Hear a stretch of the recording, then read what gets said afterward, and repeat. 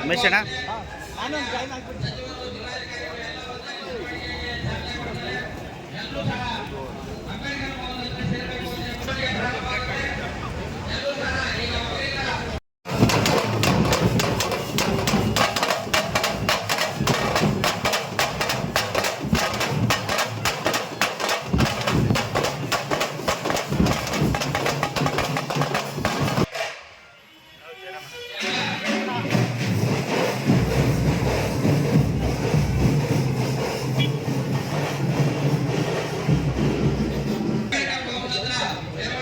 ರಮೇಶ್ ಅಣ್ಣ